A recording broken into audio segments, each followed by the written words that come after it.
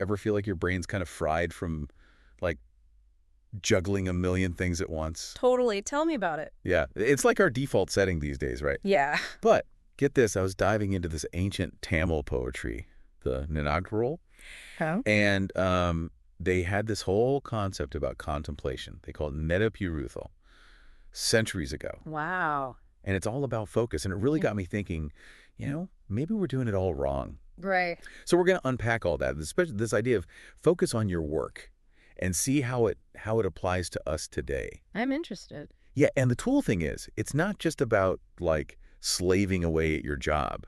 It's Yeah. about bringing that focus to anything you care about. Interesting. Relationships, personal growth, even, your hobbies. Right. What do you think? You Yeah. think there's something to that? I think there's totally something to that. And I think it's really important to understand where Avaya is coming from. She wasn't some kind of scholar, like, locked away in an ivory tower. Right. She was out traveling all over Tamil regions, observing life, talking to people, and then sharing her wisdom through these, like, really short, powerful verses. And Mianakral itself, it's amazing. It covers everything, like ethics, love, leadership, and it's still so relevant. People still read it. They still find meaning in it today. Wow. And when she talks about Nanaprutha, like this contemplation, it's not about, spacing out, daydreaming.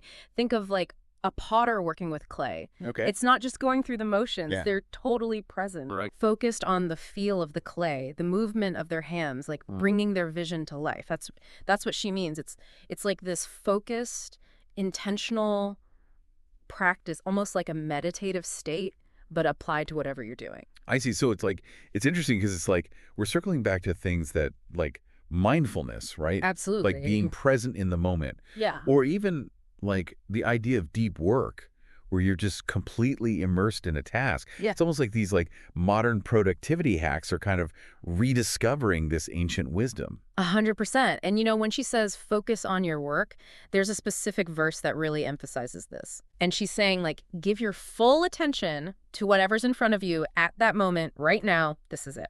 And she believed that level of focus, that's how you really tap into your potential, by putting all of your energy into one thing. It's not about just working hard. It's about working with intention.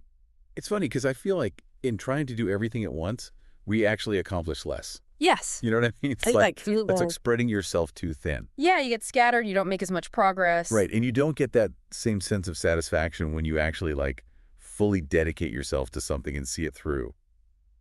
So I guess the takeaway here is, like, maybe it's time we all embrace a little Nina Peruthal in our lives, right? I think so, for sure. What do you think? What's, like, just one thing, if our listeners are out there, like, what's one area of your life where you could really benefit from that focus, that intention? What could you achieve? It's pretty powerful stuff, even if it is, from centuries ago. Yeah. Think about it.